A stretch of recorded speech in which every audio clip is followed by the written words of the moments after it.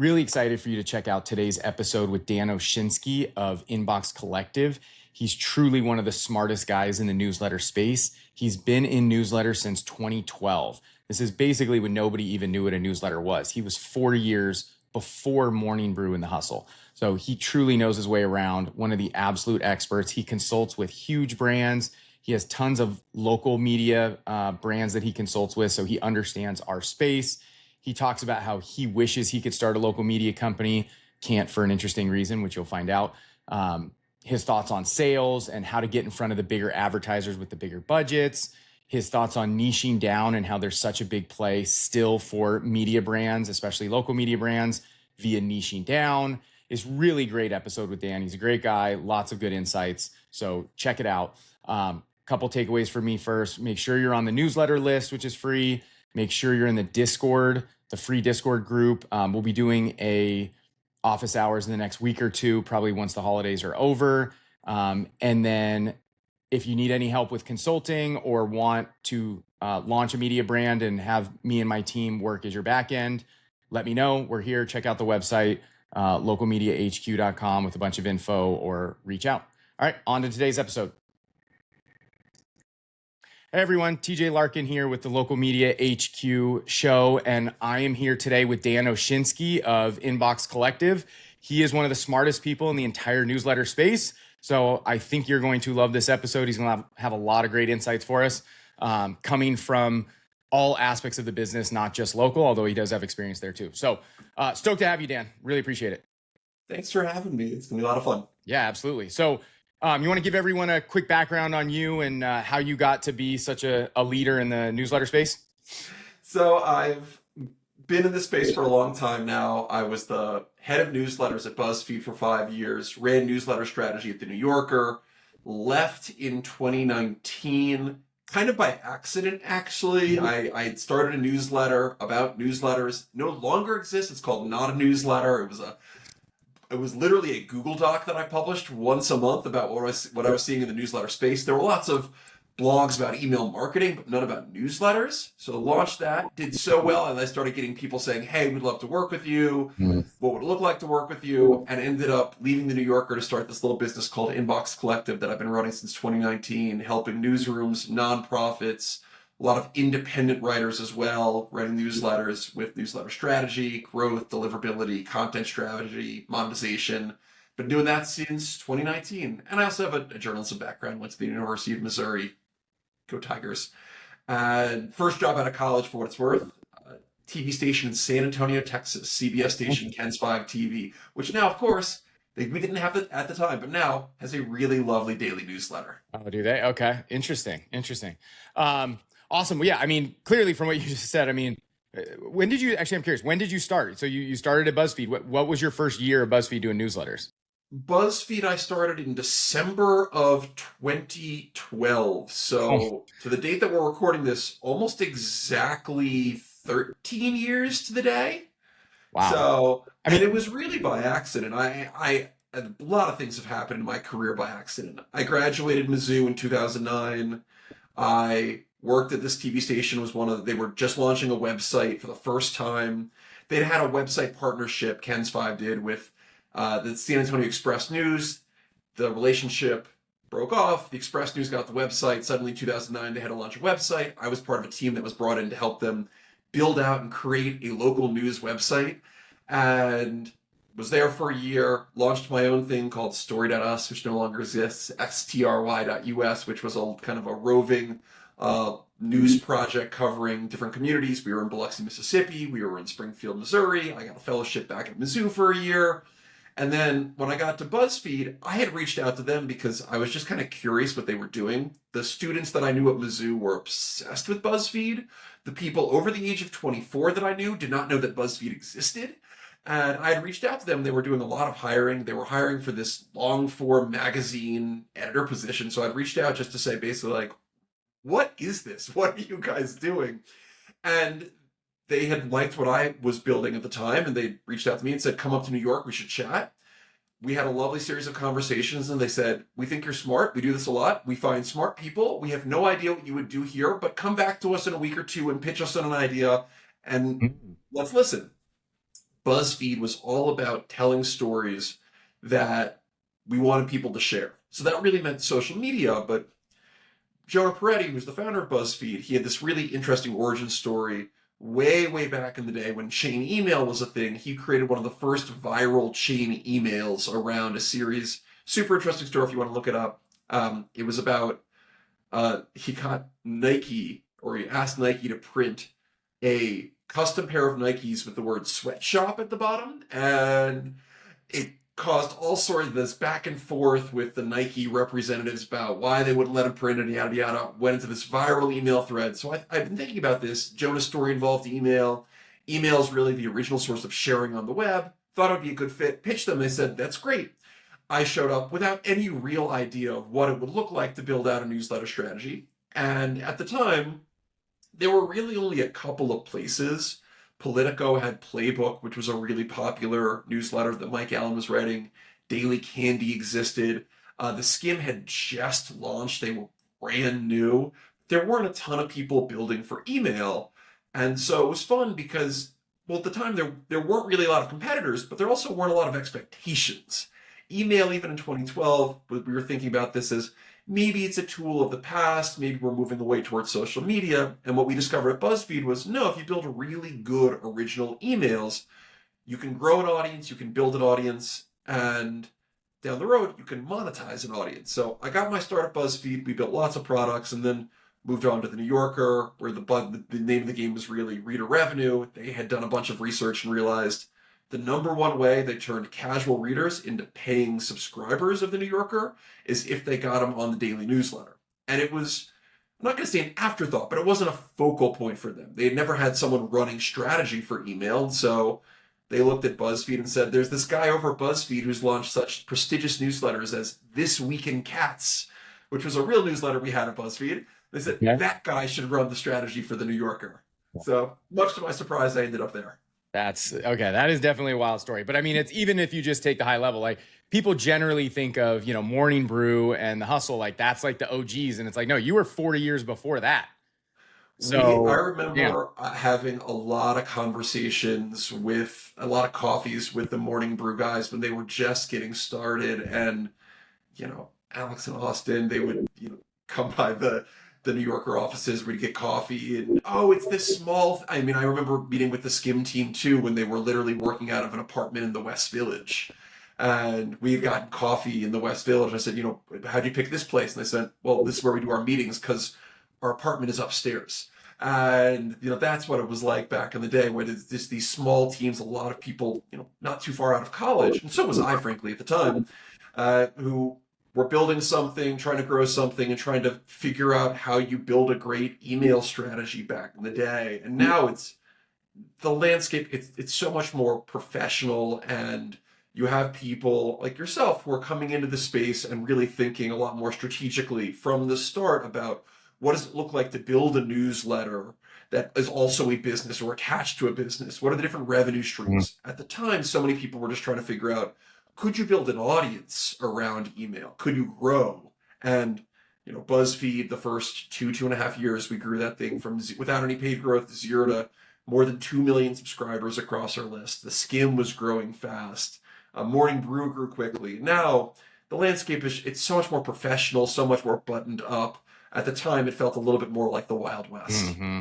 Yeah, no, totally. I can imagine it's got to be fun to be in at the beginning, but I even still think, like, even though we hear the comments, oh, newsletters are dead, email's dead, and it's just like, it's still early. The amount of people we talk to in the real world who like don't even know anything about this, it's just wild, and I think it's just kind of typical in technology or a lot of things where when you're so deep in it, everybody who knows it, and you see how many people talking about it. If you're in the newsletter circle on Twitter or whatever, you see it all day, every day.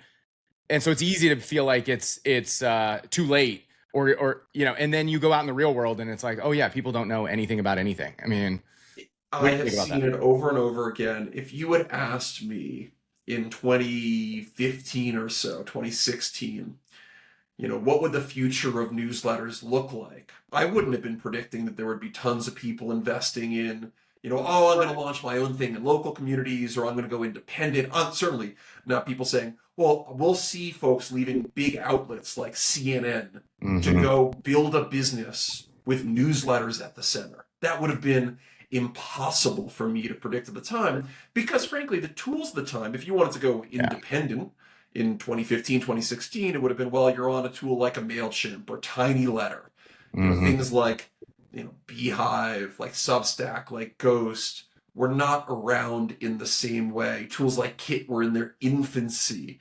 And so the toolbox has changed so much, the resources, the ability to build something on your own, it's all changed, but it's certainly not too late because, frankly, I think we're still in the very early stages of this business, of this line of work.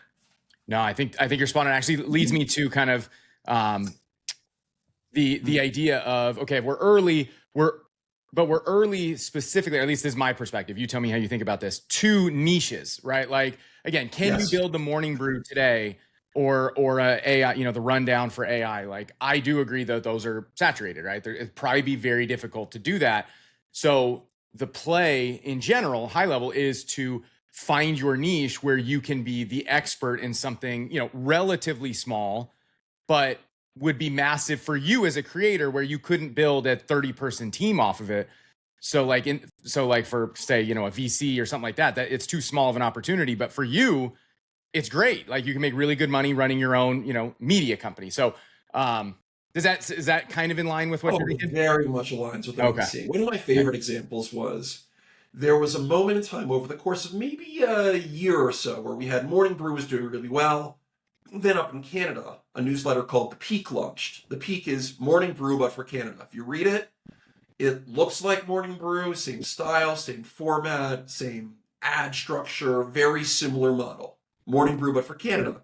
Then there was a newsletter that launched that ended up getting bought out. I'm going to screw up the name. I believe it was called Morning Smile, but I might be screwing this up on the name because I'm trying to remember it off the top of my head. It's since closed and shuttered, but it got bought out by an industry association. But it was Morning Brew, but for Canadian dentists. So they took from there was Morning Brew, then there was a Canadian version of Morning Brew called The Peak, and then there was a Canadian dentist version of Morning Brew that existed. It was like, let's just keep going down a level. And this was something that I've been thinking about a lot lately. If you have a newsletter, like with Inbox Collective, when I launched the first version of my newsletter back in just January of 2019, so when I launched the first version of that, it was, hey, there should be a newsletter about newsletters. There were lots of people like me who were working in various media spaces who were using newsletters. There were plenty of email marketing blogs, but hey, I want something for someone who writes newsletters, who uses newsletters to communicate with the audience, drive engagement. There's a more editorial purpose. There's a voice behind this. So I created my newsletter, which was called Not a Newsletter. It was literally a Google Doc that I published once a month with a little email that went out. Hey, the new Google Doc's here. Go check it out. And when I launched that, it was pretty original. There weren't other newsletters about newsletters. Now there's lots of these. So if I was launching today, I wouldn't be thinking about, oh, we need the big picture newsletter about newsletters. How do you go more narrow? How do you go more niche? Yours is a good example of this. Newsletters plus local is a really interesting way to go a little bit deeper. There's a lot of people in the space now who need help, need advice, and you can monetize in so many different ways, whether it's through advertising, through events, through a membership, through selling products like ebooks. There's a bunch of different ways that you can provide value to that audience. So the advice that I'm telling people now is just keep going a level deeper. Even though the audience might be smaller, the audience for local plus newsletters is smaller than the audience for newsletters, is smaller than the audience for email marketing. But TJ, if you came in and you're like, I'm going to try to build the best email marketing newsletter at this point, you'd be like, that seems a little crazy. Yeah. This market is super saturated. Do you really want to go up against, a brand like HubSpot or whatever and try to compete? It's like, that's not a good play. Yeah. But if you keep going a little bit more narrow and more niche, suddenly you find, oh, there's actually, in the case of local, we're talking about at this point hundreds, but in the future potentially thousands of operators who are serious about email. Actually, you know what? I think I'm underestimating this here because when I think about organizations like Lion Publishers who service a lot of like really small local publishers, that's in the thousands. There's lots and lots of independent, we're talking low thousands of local independent newsletter first operations that are out there. That's a really interesting niche that you can serve. So the more you try to drill down, I think the more that you're going to find really interesting opportunities for content and for monetization. The audience might not be as big, but the opportunities are there if you keep going down. Totally. Yep. I love it. I think about that a lot. It even kind of aligns with, the Kevin Kelly, like 1,000 true fans, right? Which is, Sure. again, you're not going to build a massive business on 1,000 true fans, but you could build a solid business if that's what you're going for. And you just kind of described what I'm doing in the local side. So yeah, I totally agree. But I also think, even though this is a local podcast, is generally what I talk about. I do think the tell me if you agree with this, but the thought here of putting two things together of, if you're listening to this show, you probably are in the top 1% of people understand newsletters, just obviously. But then can you combine that with another skill set or area of business or anything really, area of life that well that could be monetized? Let's just take business in general, right?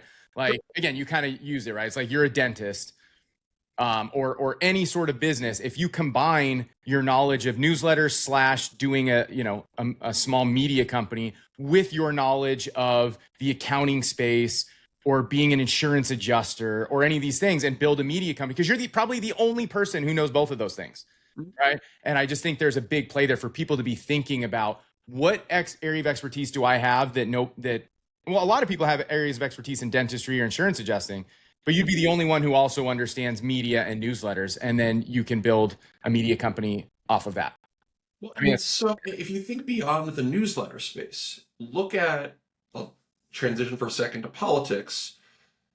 If you look at that space, there's a reason that so many people who are running for higher office, in particular president, are suddenly saying, you know what I need? I need a podcast. I need to build an audience here. mm-hmm. Because having a media property where you can reach a wide audience, plus whatever you're doing in politics, means, well, suddenly when I show up and announce I'm running for so and so office, well, I bring that audience with me. I bring that megaphone with me. And the same thing is true in the newsletter space. Mm-hmm. If you're that insurance adjuster and you have the local newsletter in town, you're trying to promote your business, you're trying to drive clients. There's just so many interesting things that happen when you bring an audience with you. And, it's something that I've loved about running Inbox Collective the last couple of years. For me, once I built that audience around newsletters, it just became a matter of, well, what do I want to build on top of this? And I said no to more things that I said yes to. I had people from the start saying, oh, there should be a great membership attached to it. There should be a Discord, there should be a Slack room. And I said, I just don't think that's for me. My goal was to try to build something that would be available to as many people as possible for free. I have a kid. I've told a lot of clients, I will pay you to not put me in your Slack room. Like, I will give you a discount if you don't add me to Slack. Please don't put me in, that thing. I don't love operating that space. Stuff like that. I said no to that. But I've said yes to things like events, to talks, to building out certain, ebooks, different sorts of consulting opportunities, teaching opportunities. Try to say yes to the things that make sense to me. It's true to anyone. Once you've built that audience, you get to decide, okay, where do I want to go from here? What can I layer on top of this? Because the audience likes me and trusts me. And then if I want to build on, a reader revenue strategy, subscription, membership, donation, if I want to build on some sort of strategy around events, if I want to build on a merch business, if I want to sell something else, if there needs to be an attached business separate from newsletters, but that services my community, yeah, you can do those sorts of things. It might make sense for you. So the real thing is, once you build the audience, lots of possibilities for you. I love that so much. And that's what I try to tell that to everybody. And I'm so glad you said it that way, because that's exactly how I think about it, which is build the audience first, and then you basically are building optionality for how you want to leverage it, right? And so I think we all know, and this comes up a lot on Twitter, and the smart people now are starting to realize, especially because of AI, is that the real moat is audience, right? It's like, again, how many people are building amazing AI tools in their basement, they're geniuses, and then it's great, it's the best tool ever, but nobody knows about it. Well, so it goes nowhere, and it just dies because he didn't have an audience. Right. And so building an audience is just so key. And I think the other reason, again, kind of why I started this as a side hustle originally, was building an audience is very difficult in, like AI or tech or business or whatever. It's like, it's relatively difficult, but doing it locally, if you've got some money to throw at ads, like, is easy because nobody's doing it, right? And you're most likely, if you're, maybe if you're in New York City, obviously it's tougher, but like if you're in a suburb or smaller, like you're probably the only one doing this in the right way. So you're able to build an audience much easier. And in most communities, you're not seeing that many media properties exist. I'm a rare example. My wife and I moved now almost 2 years ago from New York City out to Park City, Utah. We have some family out here, had the kid, needed some help.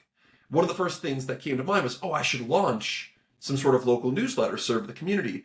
Park City is a weird exception in that we are actually oversaturated with media. We have, well, I'm not going to say too much media because that's not a thing. I want more people covering local government, more ways to learn about what's happening. But because of the resorts out here, The the high ski value. mountains, Yeah. because of different factors, we have a lot of media outlets. There's 3 actually pretty good local newsletters that go out every single day, plus Oh, one that wow. exists servicing events separately. So I looked at them and just like, oh boy, I don't actually want to show up and try to compete with all these people. Plus, I've started to become friendly with some of the media operators out Nice. here, and all right, I don't want to show up and tick anybody off. I've got enough stuff going on. Yeah. But in just about any other place that we would have moved to, I would have looked to have started a media property because, well, it just opens up lots of possibilities long term for me if I have that audience. And obviously, having done this with a lot of different organizations, a pretty good sense of how to do this sort of I, work. I think you So, do. Yeah. unfortunately for me, Yeah. I had to stick to my day job. Yeah, exactly. Yeah. But I mean, what is the population of Park City? It's small, right? Year-round population is something like 10,000 Oh my God. people. Yeah. 3 In the media winter, companies it's and 10,000. more, although No if way. you know where there's any snow and you can send it out to us, maybe, I know Texas isn't exactly the snow capital of the world, but we could use some winter, send it our way. They Yeah. just yesterday, they announced there were some Olympic races that were supposed to happen out here, some qualifying for the Olympics in a couple months, and they're moving them to the East Coast because there's not enough snow. Really? And Wow. yes, Okay. and it was like people out here were like they're moving these like downhill ski races and this mogul race, like they're moving them to Vermont or New Hampshire because like there's snow over there. We'll go there. Like, oh my God, Wow. that's unprecedented for Utah. Usually by this point we're waist deep in snow, but it'll show up eventually. I'm That's a sure. separate matter, Yeah. not for the newsletter folks. Yeah, for sure. No, but that's great to hear. I mean, that you are, a guy who is so deep in the space, so knowledgeable, and other than the fact that you're in such a unique place, you would start a local newsletter because you see the value and the optionality. And I think that just goes for why people are watching the show and realizing what an opportunity this is to, build relationships in your community, which you can leverage in all sorts of ways. Again, my thought, just so you know, I'm curious if you agree with these, is like, either whether you're doing AI implementation, right? Because every small business, every business is going to need AI support.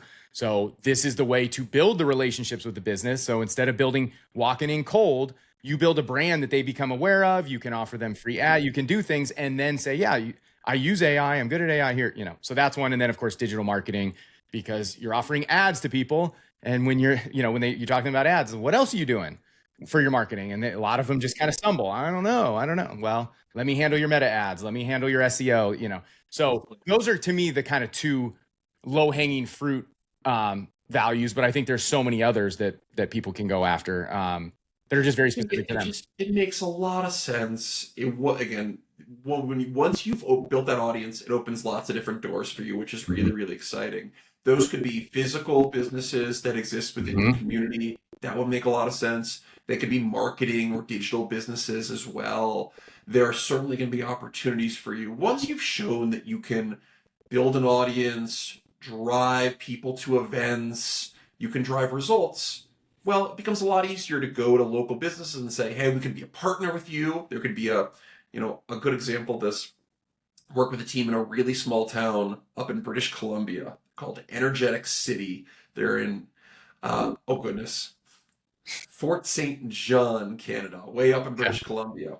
And they've got the radio station town. They have a growing media property with a newsletter at the center of it. And they also have a marketing business that's attached to it because, hey, we can drive results for you. We've proven that we can drive results for us. we can turn around and say, hey, we can do the same thing for you. Let us Mhm. help you with your ad strategy, with your marketing. There's a lot of different things that we can do there. So I think that makes a lot of sense. I look at something like Naptown Scoop in Annapolis, Maryland. They've got this newsletter business, but also Ryan, who runs that, has a porta potty business in town, Mhm. which seems a little, sounds a little bit like a joke, but hey, people need porta potties, and the newsletter can be a promotional tool for it, and you end up with this interesting constellation for someone like him, maybe down the road, of a couple different local businesses attached to a local newsletter. It's a really Mhm. interesting play. Certainly, for someone like me, like I went to journalism school, coming out, I thought about something like newsletters were always thought of as a thing for traditional reporters and news people to work on.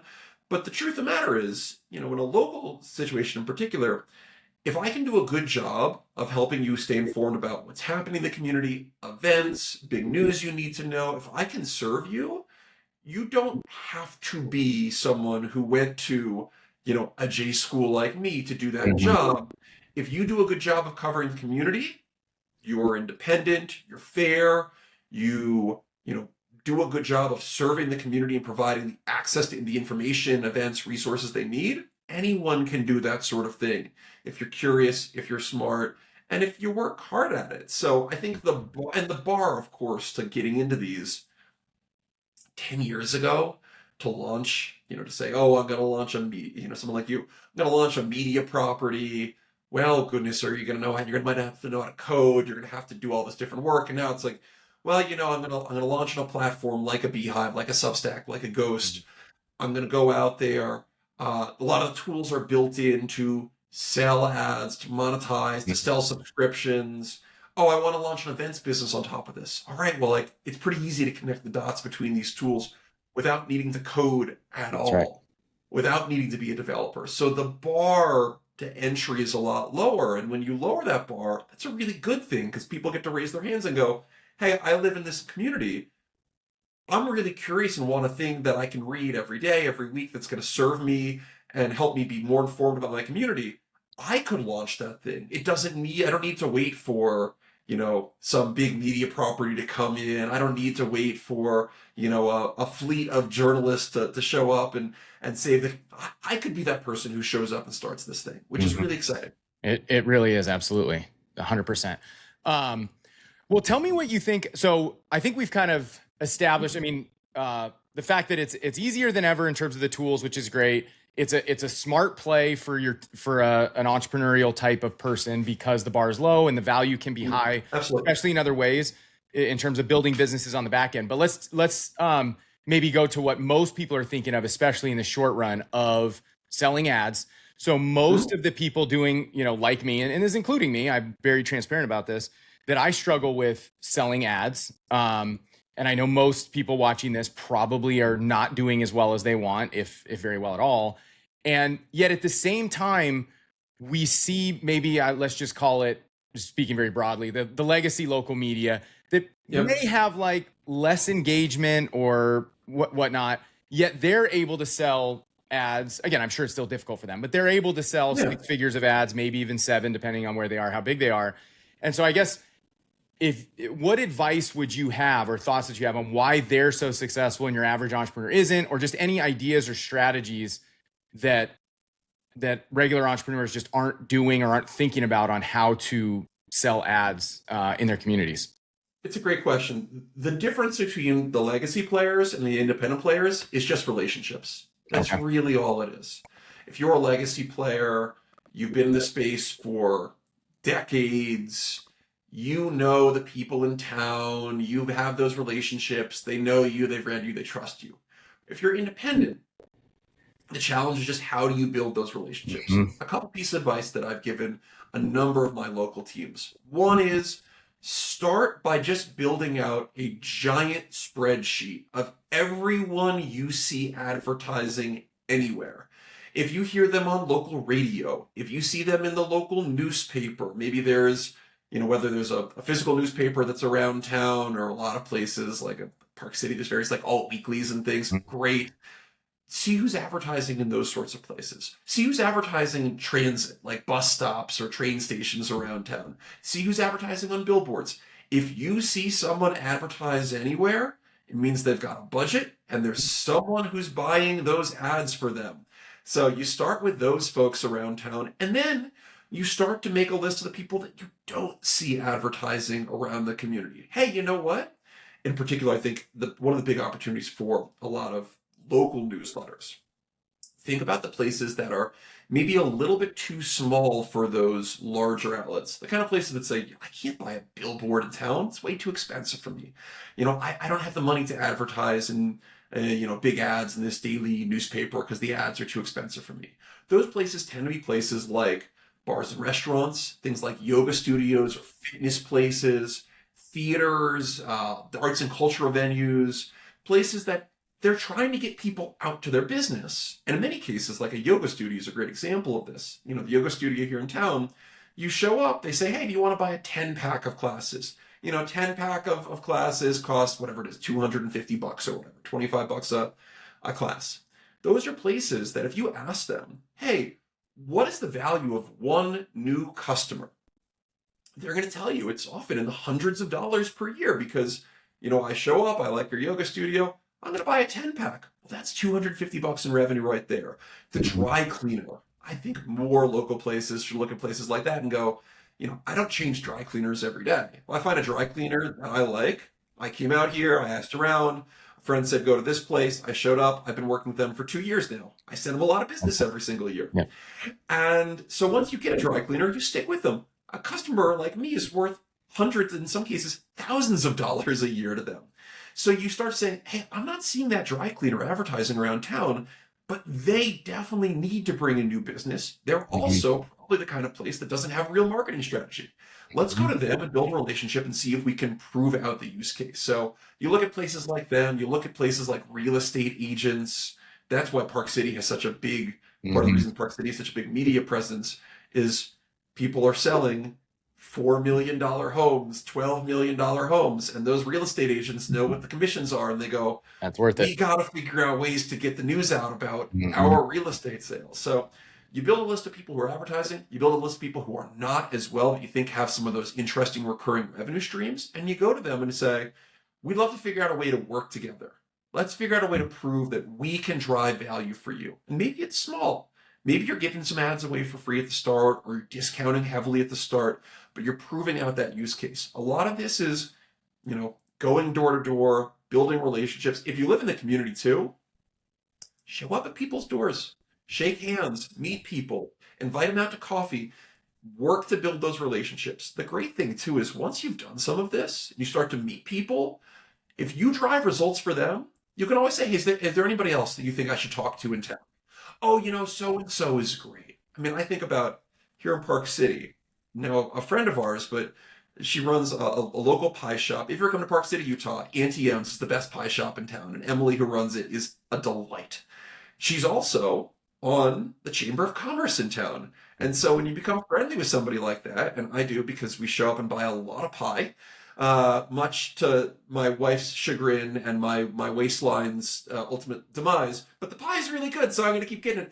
You show up, you become friendly with that. All of a sudden, it's like, oh, well, she has access to all of these people through the Chamber of Commerce. Hey, if I was running a local newsletter, I would go right to someone like her right away, partner with her, work with her. Because if I drove results for her, she's going to open doors for another 10 people for me. Yep. For me, sales is a relationships business. So build that spreadsheet, reach out to folks. Now, one other thing that I'll mention, I launched with Ian and Natick, these guys who run Ad Astra Media. They were the sellers back at the Water Coolest, did incredibly well. Now they have a newsletter sales business, and we launched this newsletter ad playbook, inboxcollective.com/buy the playbook, where we do a customized ad assessment for you, and then we turn around and we give you the playbook and talk you through, all right, these are the things you're not doing. Here's some additional resources to track who you're talking to write cold emails, do all this sort of stuff. One of the other things that we have seen, and that Ian and Nate have really taught me, is a lot of this is just about follow-up. So what I see with local organizations is they'll shoot an email to that one place, the dry cleaner, they'll say, hey, we'd love to work with you. Here's what it looks like. Want to make a few minutes? We'd love to chat. And they don't hear anything back. And they go, oh, they must not be interested. And they move on to the next place. And what Ian and Nate have really showed me is when you start to go and you think about, all right, it's not just the one email because people are busy, especially someone who, they run the bar, the restaurant, the pie shop, whatever it is. They got other stuff going Oh, on. yeah. And they are not necessarily people who are plugged into their inbox and looking at it 1,000 times a day like you or I do. That's right. The more you follow up with them and go, all right, I sent the first email, didn't reply. Let's give it a couple days. Let's follow up again. Maybe let's show up in person and shake some hands and try to chat. Let's invite them to coffee. Let's try different ways to get in the door. It may take multiple different points of contact before you set up that meeting, before you make that connection. Now, I think if you're in the local space, no reason you shouldn't try to meet as many people as possible, because I just have a client, I have a client actually that just hired their first ever salesperson, Boulder Reporting Lab up in Boulder, Colorado. We've been talking about, how do we get this person off the ground and running? And the answer is they're going to go around and they are going to do the tour of businesses. They're going to be walking down the street, shaking hands, meeting people. It's a lot of outreach. It's a lot of showing up at things like the Chamber of, Commerce meetings in town. There's some various local business associations. They're going to be at all of those, because the more you show up and you have a presence, you meet people, they see you over and over again. Oh, it's easier to build a relationship with someone you'd actually know. And so a lot of this, showing up over and over again, not being afraid when, I sent that email, they didn't reply. Oh, you know what? They must not be interested. No, try a second time, try a third, show up on their door, be persistent, because when you start to break through, even with a couple of sponsors, yours is a good example of this, what you're doing with the various scoops. If you build a couple of those kind of flagship partners, hey, those are people who are coming back and doing partnerships over the course of a year with you, big ticket sponsors. Now we've got 5 or 6 of those ones. Now we start to build them some of those smaller sponsors for days that we don't have ad sales. And all that comes from persistence. All that comes from relationships. Wanted to tell you real quick about 3 ways I can help you. So the first way is join our free Discord. So I opened a Discord. I want to be able to chat with listeners here. I get so many ideas from you guys. I want to have some of you on the show. I want to help as much as I can, reasonably, of course. It's going to be free. So just jump in there, ask me questions. I'll host some office hours occasionally, and let's see how we can help each other.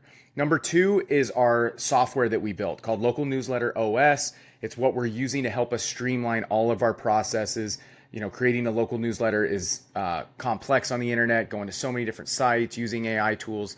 We basically streamline this all into one so that it's much simpler for you to use and for your team. It's really a great software that we're going to build into something truly amazing over time. Right now, it just helps with your newsletter. Over time, it will also help with your website and directory and all kinds of things. So jump on there. Again, the resources for both of those are on localmediahq.com. Finally is helping you actually consistently build your newsletter. So we've got options for do it yourself, where we give you all the tools, training, software, all of it. We've got one where we kind of do it with you, which is, consulting plus doing your growth and meta ad side. And then of course we have it done for you where literally we will do everything. So all of this stuff you can get on localmediahq.com. So go over there, check it out, and back to the show. I love it. I think everything you just said is so true. The first one, what you just said at the end there, again, I was a small business owner with, I think I had 15 employees at the most, but usually, 4 to 8. And small business owners are so busy. They have so many things going on that like the amount of vendors that I had wanted to work with and just didn't reply because I was too busy. And so, in some cases, like in my head, it's just like, I'll wait for them to get back to me and I'll deal with it then. Right. Like that was literally the idea. And I remember even thinking how many never followed up. Like I'd remember 2 weeks later, like, well, I wanted to do that thing. Oh yeah. Remember that thing? I wanted to do it. And like, why haven't they followed up? So, I mean, unless somebody directly tells you I'm not interested, you should just assume they're busy. Like it's just that simple. Assume they're busy. So that's number 1. And then number 2, I think you're spot on about just building relationships is just the key with this. I'm so glad you said that because you confirmed what I thought. So that's good. But I think the other angle that people should be thinking about this is not only are you right, you need to get out, you need to build relationships. This is how you're going to succeed in this. But the other angle to think about this is building relationships with local successful business owners and marketing agencies.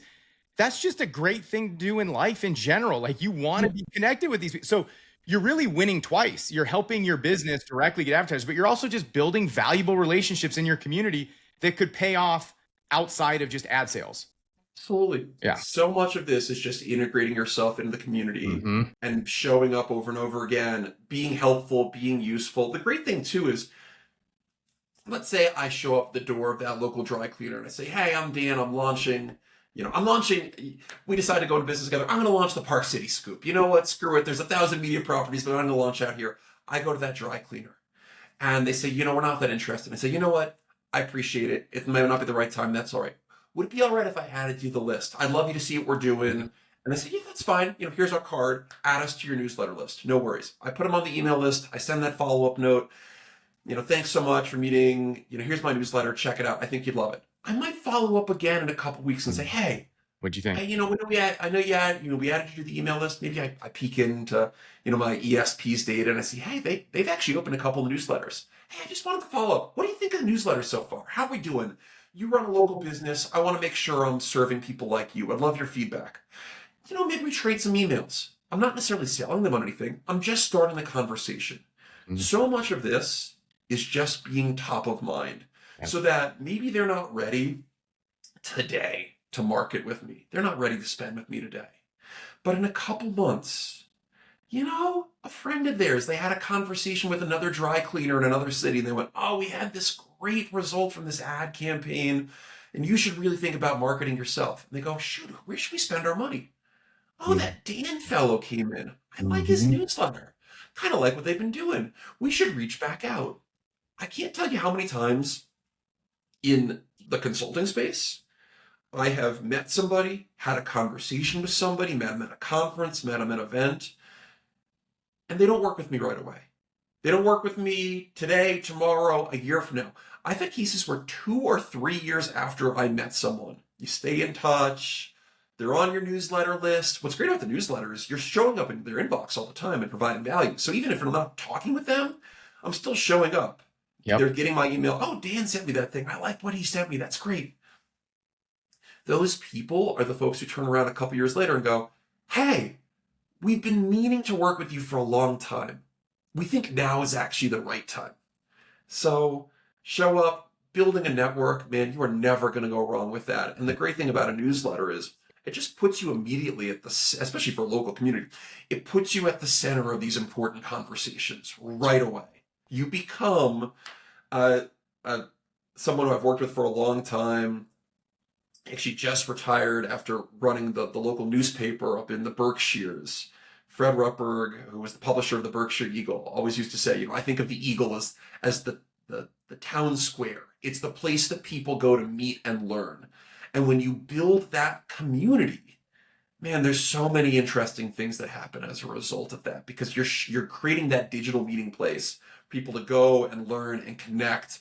And you really don't go wrong when you build an audience like that, when you build relationships like that. 100%. Love it. Absolutely love it. And one other idea, I wonder if you've done this or if you know of anybody who's done this. I've seen people talk about this concept of when you said, okay, you go into the dry cleaner and you just kind of introduce yourself um, as a like creating a segment in your list that is specific for business owners and then Mm-hmm. sending them a specific newsletter, let's just say once a month, that's like, hey, here's what we did at the Scoop this month. We got 100,000 impressions. We got, the things you wouldn't just send to your regular list, but the business Mm-hmm. owners keep them up to date with like, here's how we're doing, kind of Absolutely. soft pitching them on it.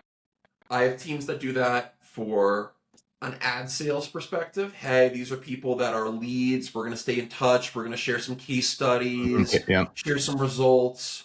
It doesn't all have to be ad focused too. In a lot of cases, you can just talk about the work that you're doing. Great editorial stuff. We tried this new project. We had these results. Just trying to show that you're doing good work.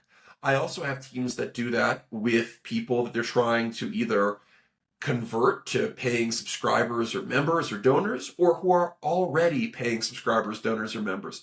Hey, you gave us money, or we think you might give us money in the future because you're super engaged, whatever reason. We want to tell you about the cool stuff we've been doing behind the scenes because the more you make them feel part of the community, and once a month is more than enough for that. You make them feel part of the community, they're going to turn around and go, "Oh, this is really good and really, really useful. You know what? I should donate, I should give, I should advertise," whatever the case is. It's a small thing. It's an additional touch point. I love it. I think it's a great idea. Nice. Awesome. And that wasn't my idea. I can't remember who shared it. I would give their name if I remembered, but But anyway, yeah, I think that's great. What do you think about? I wonder where this relates to kind of what we talked about. But one of the things that I'm thinking about this whole space, maybe kind of stepping back and being a little more big picture of, everybody's talking about creators nowadays, right? Like Yeah. it's all about creators, and just thinking through the value of kind of, again, thinking of maybe, let's say, my scoop where I live. That's like me as a creator locally, but again, this could apply if you're doing it in a business niche, or even a local plus niche, which again is another Yeah. thing that I'm very interested in. Use an obvious one that kind of exists today, but not doing it correctly. I don't think is like the moms thing, right? It's like Moms of Austin or whatever, right? But being like creator led, first person voice, while also having a brand in terms of you've got a newsletter. The other key component, which I guess is what I'm really asking you, is social media, right? Short form video, or just social media in general, carousels, but specifically short form video, and then leveraging that with events, right? Because the other angle, everybody's talking about creators right now, and everybody's also talking about in person, right? Getting away from the Yep. AI, getting away from phones, et cetera, building in person. And so I don't know, I just have this thought of kind of really, if you step back, everything we're talking about here is building a creator media brand around whatever the topic is, whether it's just local stuff or anything else, and leveraging newsletter, social media, and then ideally like in person. And that this is kind of the future of where we're going. Again, with everything I've been listening to, whether it's Colin and Samir, My First Million, everybody's kind of talking about all these things from different perspectives. And I'm thinking like trying to put it all together into one package in my head. So I don't know, does that resonate at all? Or do you have any like thoughts on this? One of my favorite examples of this, I've worked with them now for goodness 5 or 6 years.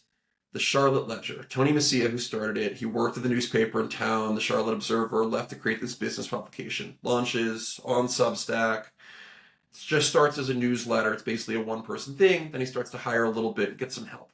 Over the course of the last few years, from one newsletter, they now have multiple newsletters on multiple topics. They cover trends in the community. They cover the local MLS team, Charlotte FC. So they've launched multiple brands. They have an arts and culture brand that they're starting to build. They've launched a series of events. They do some big annual events. So it started initially as kind of a joke, the idea of, oh, everyone like Forbes does 40 under 40. We should do 40 over 40. What about the old people in our community who are doing good work? It started as a joke, but did really well. And every year they do a big gala celebrating 40 over 40. Great people doing amazing work in their community. They've launched a series of small events, things like happy hours and different like business networking events. So they have a newsletter, an events business, they have a podcast business. And as they built it up, suddenly they can go with their app, and they just hired their first ever full-time dedicated ad salesperson this past year. She's Ava, her name's Ava, and she's wonderful. She's doing an amazing job because she's going out in the community and going, well, do you want to work with us through the main newsletter? Do you want to work with us on one of our secondary newsletters? Do you want to partner with us on an event? Do you want to partner with us on some sort of webinar or white paper? We have a bunch of different ways that we can work with you. And they're building this larger ecosystem around the ledger. It's not just a newsletter, although the newsletter is at the center of it. Now you have all these different touch points with the community, and it makes it, one, a lot more robust for the audience, for members. If you're a paying subscriber to the ledger, man, you get access to a lot of things now that you wouldn't have gotten before. Access to more events, deals, discounts, this sort of thing. But also for an advertiser, well, you can reach all these different types of people in different ways. It's not just about advertising the newsletter anymore. Hey, we want to do a white paper with you. We want to do an event with you. Great. Let's talk about that. So more and more what I'm seeing are more people saying, all right, the newsletter is where it started, but that shouldn't be the end point. That's not the end all be all. For us to build out a successful strategy, we need to be thinking about how we layer on some sort of in-person thing, like events. We want to be thinking about different touch points, like social media, in different ways. I love Utah as like the land of everyone, Secret Lives and Mormon Wives. Everyone out here thinks they're an influencer. You can see I've got my hair extensions as well. It's you had to go real long with that. It's just required me to move out to Utah. And so with Utah, what I see are, and it's really amazing, there are all these influencers in like the food space, for instance, who are great. And they're trying different things around, is it trying viral foods? Is it interviewing restaurateurs? Is it highlighting, undercovered spots? Different people have different sorts of niches. Mhm. And so for me, if I was, building something local, I'd be, all right, well, I've got my newsletter business. I have my social media angle where I can continue to widen the aperture and bring in new folks and expand my reach. I want to do some small events to start. Let me try to find a couple different touch points here for me to build a loyal and big audience. And there's so many fun possibilities once you do that. But yeah, it's newsletter can be at the start and the hub of it, but then we start to layer more and more, and suddenly I think we're going to see a lot more brands, a lot of big brands, frankly, are going to start to look more like the Charlotte Ledger, where they go, well, what about, tailoring ourselves and customizing our content to more niche communities? Maybe we drop down from, hey, we need to cover all of Charlotte, so we need to cover specific neighborhoods within Charlotte. Hey, maybe we need to start customizing events for specific types of communities. Hey, there's all these fun possibilities if you go more niche. Love it. I mean, this is, yeah, I think you're so spot on. This is what I've been thinking and talking about on my show. And it's so good to hear somebody as smart as you confirm that this is the play. And then again, I think especially this kind of stuff we just talked about is still very, very new, right? Even the thing that's just been going viral on Twitter and LinkedIn lately is this like, oh, all these companies are hiring, 250K salary jobs of storytellers, right? Like that's the new thing this week, right? And it's like, Yeah. I feel like that's just another angle of, First of all, that Wall Street Journal about the storytellers thing yeah, was literally just built in a lab so people would share it on LinkedIn. I'm That sure. was like Yeah. LinkedIn might as well have just paid them for that content. That should have been sponsored content for Yeah. LinkedIn. Yeah. And look, the storyteller thing, I'm not poo-pooing storytelling. I went to journalism school because I liked telling stories and I liked sharing people's stories. I think it's a really valuable and important skill. But I also think there's you look at the big corporate thing of like, oh, we're going to see companies, this is happening, head storyteller in chief, which is going to be another name for like chief marketing officer or whatever. You got to think about how you bring this down to your level of, yeah, like, look, if I'm a local influencer, I have an opportunity to actually do that storytelling of telling Mhm. stories of local businesses, local restaurants, the local community. I can do that sort of work without the fancy schmancy, slightly BS title or whatever. Why don't Mhm. I just do that work for real? Yeah, for yourself. Yeah. But I mean, I think it all just comes down to it's just back to this creator model, right? Of doing, being more human and creating real content Yep. as opposed to just ads, right? Like what I think a lot of big companies, and that's what they're starting to see. And so anybody watching this is kind of already doing what these companies are kind of figuring out. Now, it's not going to work the same for them as it does for us at a smaller scale, but the concept is generally correct, right? Be a creator, create real content in your niche, and it's gonna pay off, especially if you build relationships, right? I think that is like the real take. Just go build relationships. Don't do this behind a computer, which of course is exactly what I'm doing. So I should take my own advice, but I want other people to take my advice, then tell me I'm right, even if I'm not the one doing it. But anyway, hey Dan, this has been awesome. So tell people. So again, give everybody a quick rundown of what you're doing on the. Did you call it like the ad playbook or something? Advertising playbook. Okay. Inboxcollective.com/buy the playbook. So the idea really came from two things. One, giving people a set of step-by-step instruction. And what I hear from people in the ad who are trying to sell ads for the first time is they go like, I think there's something that I'm missing. There's like a magic thing that I'm not doing that everybody else in sales knows. But the truth is, like, anyone can sell. It is a relationship business. It Mm-hmm. is a persistence business. You have to be okay with the idea of people saying no to you. That's okay. So what we did, worked with these guys, Ian and Nate at Ad Astra. We built this playbook that walks through. These are the steps you take. These are the things you do. We built a bunch of additional resources, like there's a tool that creates a media kit for you. You input some information, it takes about 10 minutes. It spits out a custom media kit for you, which is really cool. Nice. Tools to track all the leads that you're tracking. Different resources that we built around helping you do things like sending cold emails. We've created different a template and a series of prompts for AI to help you speed up that part of the process, because that takes time. But the real value was, we thought, for my business, I love getting to talk with people. Like I have gone out of my way to do more work that is one-to-one. When I everything that I do is it's less around, oh, there's nothing wrong with something like a membership. I think memberships are wonderful. There are a lot of people who do amazing memberships. For me, I was like, all the work that I like doing is one-to-one. I like Yeah. getting on calls with people.